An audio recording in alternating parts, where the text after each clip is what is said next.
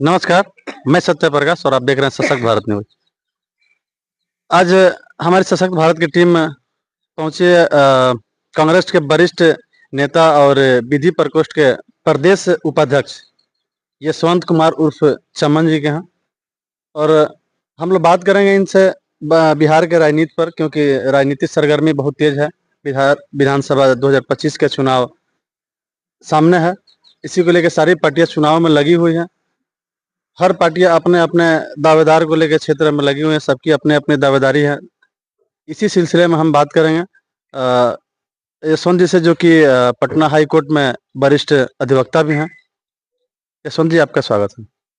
आपको, आपके पूरे टीम को और आपके सभी दर्शकों को मेरा प्रणाम और आपकी पूरी टीम को शुभकामना। हम आपसे बात करेंगे बिहार विधानसभा चुनाव को लेकर, लेकिन उससे पहले हम जानना चाहेंगे कि कल सिवान जिले में प्रधानमंत्री जी का आगमन हुआ था और उसकी तैयारी बिहार एनडीए के जितने नेता हैं पूरे जोर शोर के साथ हर गांव गली गली घूम घूम के तैयारी किए हुए थे। यहाँ तक कि शासन प्रशासन भी तैयारी में लगा होता है। इसके बारे में क्या कहिएगा? ये प्रशासनिक रैली था। हमारे प्रधानमंत्री जी जिस उद्देश्य से आए और जो यहाँ के लोगों को उम्मीदें थी और जो उपस्थिति था भीड़ का, अगर उस लिहाज से आप देखेंगे तो आप महसूस करेंगे कि ये आम जनता की रैली नहीं थी, ये प्रशासनिक रैली थी। प्रशासन द्वारा इकट्ठा किया हुआ भीड़ था। प्रधानमंत्री जी को, एनडीए के नेताओं को सीवान के जनता पे भरोसा नहीं है।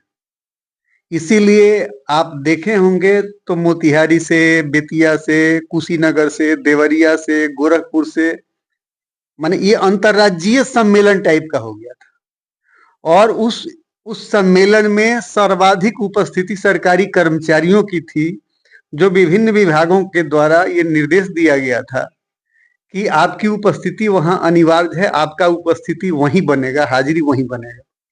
ये प्रशासनिक रैली था, ये आम जनता का रैली नहीं था, स्वतः स्फूर्त भीड़ नहीं था। एक चीज देखने को वहाँ मिला कि कुछ महिलाएं आई हुई थी जो कि गोपालगंज से थी, कुछ मोतिहारी से थी, जो कि आंगनबाड़ी सेविका सहायिका थी। उनसे पूछा गया तो उन्होंने बताया कि रैली में जाना है और अपना ड्रेस पहन के नहीं जाना है, सादे ड्रेस में जाना है, क्योंकि वहाँ भीड़ दिखाना है। इसका क्या मतलब है? ये माने लोकतंत्र को नरेंद्र मोदी जी भीड़ तंत्र में बदल रहे हैं। सीधा बात है कि उनका उद्देश्य, जैसे विदेश में वो जाते हैं तो खरीदा हुआ भीड़ रहता है जो मोदी मोदी करता है, वही स्थिति, वही कंसेप्ट यहाँ ला रहे हैं।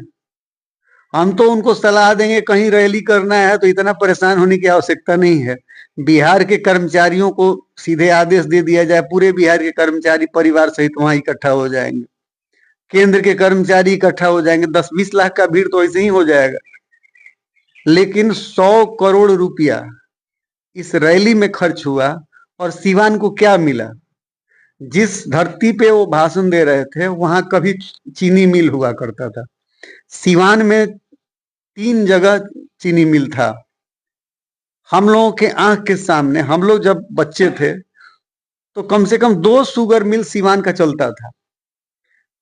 हमको और सिवान के लोगों को अपेक्षा था कि मोदी जी आएंगे तो चीनी मिल के जीर्णोद्धार का कुछ घोषणा करेंगे। सूता मिल जो प्रशासनिक विफलता के कारण पिछले 35 साल में चालू नहीं हो सका, कांग्रेस के सरकार में आप जाके पता करेंगे तो फरवरी या मार्च 1990 का महीना था जब तत्कालीन उद्योग मंत्री राम आश्रय प्रसाद सिंह ने उस चर्म उद्योग को और सूता मिल का उद्घाटन किया था। लेकिन ये प्रशासनिक विफलता है कि वो सूता मिल बंद हो गया, वहां इंजीनियरिंग कॉलेज चालू हो गया। अच्छा बात है, इंजीनियरिंग कॉलेज चालू हुआ, लेकिन रोजगार सृजन के लिए जो काम सूता मिल कर सकता है, जो काम चीनी मिल कर सकता है, वह काम नहीं हो सका। तो हम लोगों को तो अपेक्षा था कि चीनी मिल के बारे में कुछ बोलेंगे, तो किए क्या, यहाँ सीवान के लोगों को ठग के चले गए।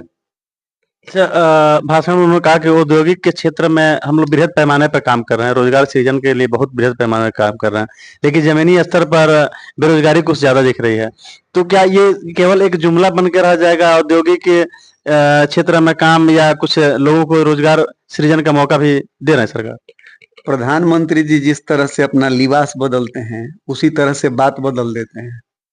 एक लिबास वो दोबारा नहीं पहनते हैं, एक बात दोबारा वो नहीं कहते हैं, उनका ये आदत है। बोलते हैं भूल जाते हैं, और उनके अगल बगल में रहने वाले कोई याद दिलाने वाले भी नहीं है, कहे कि सबको अपने नौकरी का खतरा है। ये स्थिति है। जो एनडीए के नेता हैं बिहार के, वो भी कुछ विशेष मांग नहीं कर रहे हैं केंद्र से ताकि रोजगार के सीजन में बिहार में काम हो सके, तो क्या ये मुखदर्शक लोग हैं, मूर्ति हैं, या क्या कहिएगा इस बात पे? ये गूंगे लोग हैं। इन लोगों का एकमात्र मकसद है, जो चीज वो बोले हैं, वो बोले कि परिवार के लिए। राजद पे, कांग्रेस पे प्रहार किए, ये लोग अपने परिवार के लिए काम करते हैं। लेकिन ये जो बात बोलते हैं नरेंद्र मोदी जी, ये लालू प्रसाद के लिए और कांग्रेस के लिए नहीं बोलते हैं, ये अपने लोगों को सबक सिखाते हैं। आप देखिए अमित शाह जी के बेटा क्या करते हैं, आईसीसी के चेयरमैन। किस योग्यता के आधार पे गए? अगर वंशवाद नहीं है तो किस योग्यता से गए? वैसे बहुत सारे लोग हैं जो परिवार केंद्रित राजनीति करते हैं एनडीए के, और उन्हीं लोगों के लिए उनका ये स्पष्ट माने संदेश था। नाम भले जुबान पे लालू प्रसाद का हो, कांग्रेस का हो, लेकिन संदेश तो स्पष्ट एनडीए के लोगों के लिए था कि आप जो गूंगे बहरे बने हुए हैं, पहल तो उन लोगों को करना चाहिए। हमारे महाराजगंज से आते हैं, हम लोगों के मित्र रहे हैं एक समय में मंगल पांडे जी। आप स्वास्थ्य मंत्री हैं लगातार। सिवान में कोई वैसा अस्पताल नहीं बन सका, बिल्डिंग जरूर बन गया, सुविधा नहीं है, आईसीयू का सुविधा नहीं है, अच्छे डॉक्टर का अभाव है। तो ये स्थिति है कि ये लोग, इन लोगों का विजन अपने तक सीमित है। जो ये प्रधानमंत्री जी का कार्यक्रम हुआ सिवान में, तो इसको डायरेक्ट स्वास्थ्य मंत्री मंगल पांडे से जोड़ के देखा जा रहा था कि ये प्रशासनिक कार्यक्रम तो है ही, लेकिन मंगल पांडे के भविष्य की राजनीति पे भी टिका हुआ था। ऐसा क्यों ये चर्चा का विषय बना हुआ? देखिए, मंगल पांडे जी का राजनीतिक भविष्य अच्छा हो तो हमारी शुभकामना है। हम लोग बहुत अच्छे मित्र रहे हैं। शुरुआती दिन में, राजनीति के शुरुआती दिन में मंगल पांडे जी को उस समय हम लोग मंटू पांडे के ही नाम से जानते थे। घर का नाम मंटू पांडे है, और बहुत सारी यादें हैं हम लोगों का उस समय का, तो उसको अपने अंदर रखना चाहिए। हमारा शुभकामना है, अगर जोड़ के देखा जाता है, उनका प्रगति होता है तो हमारा शुभकामना है। लेकिन ये प्रगति बिहार के कीमत पे नहीं हो, बिहार के जनता की कीमत पे नहीं हो, बिहार के विकास के कीमत पे नहीं हो।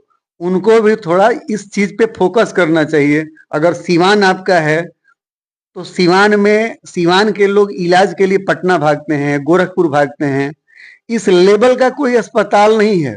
ये दुर्भाग्य है कि जिस जिला का स्वास्थ्य मंत्री है, उस जिला में वैसा कोई चिकित्सा व्यवस्था नहीं है कि बाहर के लोग आके सीवान में इलाज कराएं। हमारे सहयोगी विजय जी हैं, और इनका एक सवाल था कि कल जो कार्यक्रम हुआ सिवान में, तो उसमें भीड़ दिखाने के लिए शासन प्रशासन तो खैर मुस्तैद के रूप से लगा ही था, जो और आम जनता आए हुए थे, जिन लोगों को बुलाया गया था, तो वो लोग पैसे के बल पे आए हुए थे, ऐसा इन्होंने कहा कि लोगों में चर्चा हो रही थी। तो क्या ये बात सत्य है? ये तो लोग ही बोल रहे थे कि 500 रुपया और 250 रुपया खाने के लिए हम लोगों को दिया गया है, गाड़ी से लाया गया है। लेकिन बहुत सारी महिलाएं बोल रही थी ना खाने का कोई व्यवस्था था, और लाने के लिए तो लोग ला दिए, अब तो जाने का कोई व्यवस्था नहीं है हम लोगों के पास। ऐसा बहुत सारा न्यूज में आया है। हम सवाल करेंगे आपके पार्टी को लेकर कि बिहार में पिछले कुछ वर्षों से आपकी पार्टी की जो राजनीतिक भूमि है वो बहुत नीचे चली गई है, तो इस पे आपकी पार्टी विशेष रूप से कोई काम नहीं कर रही है। और दूसरी चीज की, दूसरे पार्टी के लोग आरोप लगाते हैं कि कांग्रेस वाले लोग जो हैं अपना अस्तित्व नहीं बचा रहे हैं और हमेशा दूसरे पार्टियों की कमियां निकालते रहते हैं। देखिए, कांग्रेस हमेशा दूसरे के अस्तित्व को अपना अस्तित्व समझती रही है। आप पूरे इतिहास को देखेंगे, कांग्रेस के इतिहास को, तो हमेशा अंतिम पंक्ति में जो खड़ा व्यक्ति है उसके लिए काम कांग्रेस किया है। बाकी जो लोग हैं, व्हाट्सएप से ज्ञान जिसको मिलता है, फेसबुक से ज्ञान मिलता है, उसका क्या कहना है? वो तो सीधे जो कहा जाता है कि जो ऑलमाइटी गॉड है, सीधे उससे उन लोगों को प्रेरणा मिलती है। लेकिन अगर आप देखेंगे कांग्रेस का राजनीति, तो कांग्रेस के राजनीति में हर जाति, हर धर्म, हर वर्ग को एक समान रूप से सम्मान दिया है। और कांग्रेस के राजनीति में भारत का प्रतिष्ठा सबसे ऊपर रहा है।